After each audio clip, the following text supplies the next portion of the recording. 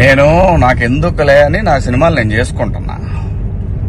Yes, Amaravati విషయంలో శివాజీ ఎప్పుడైనా మాట్లాడతాడు, ఎప్పుడైనా ఏ పార్టీతో అయినా ఎదురెళ్ళి మాట్లాడతా. అది రైతుల కష్టం.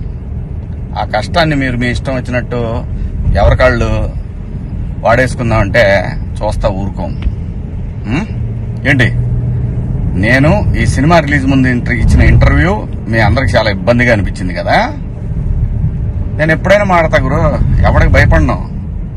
మీలాగా ఆడెవడో ఇచ్చే పేటీఎం డబ్బుల కోసం నా బతుకు నడిస్తే చాలులే అని అనుకుని పోయే రకాన్ని కాదు నేను. అలాగైతే మీ అందరూ తెలుసోలేదు, నేనే ఒక వ్యవస్థను ఏర్పాటు చేయగలిగినోడిని నేను కాదు. ఈ బతుకిచ్చింది మనకి జనం, అది నాకైనా రాజకీయ నాయకులకైనా. మధ్యలో పేటీఎం గాళ్ళు ఉన్నారు చూసారా మీరు, మీ అందరూ ఈ సినిమాని ఆపగలరేమో, మీరు శివాజీని ఆపలేరుగా. ఏంటి, సినిమాని ఎలా ఆపగలరు మీరు? మొత్తానికి ట్వీట్లు వేసి ఇన్స్టాలో మీ ఇష్టం వచ్చినట్టు రెచ్చిపోయి సినిమాకి కొంతమంది ఇక్కడ రెగ్యులర్ గా రివ్యూలు ఇచ్చే వాళ్ళతోటి రాపిచ్చేసి కింద కామెంట్లు పెట్టిచ్చేసి, ఒకడైతే వాడికి ఒక 100K సబ్స్క్రైబర్స్ ఉంటాడు. సినిమా రిలీజ్ కూడా కాల. ఆశ్చర్యపోయాను నేను, ఏంటి ఏదో తేడా కొడుతుంది అనుకున్నా.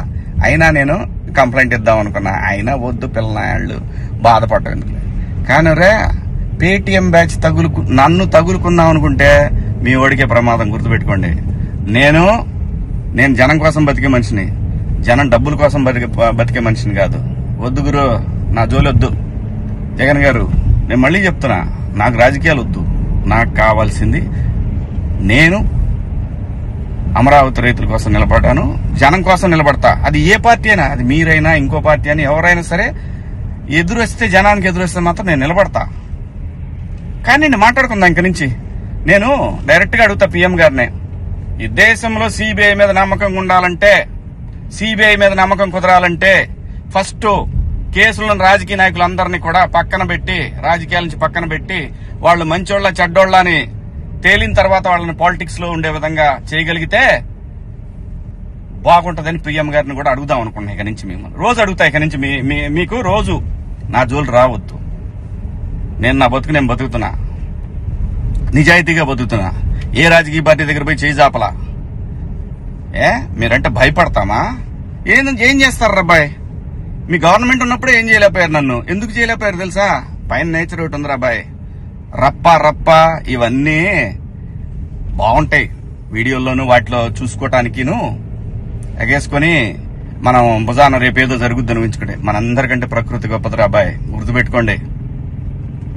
అయినా వ్యవస్థ గురించి ఆలోచించాలి కానీ, ఎవడో ఒకటి డబ్బు సంపాదించుకుందాం జనం మీద అని వాడి కోసం వాడిచ్చే 1000 రూపాయలు, 4000, 10,000, 20,000, 1,00,000, 2 లక్షల రూపాయల కోసం ఎంతమంది భావితరాల భవిష్యత్తు ఆడుకుంటారా మీరంతా?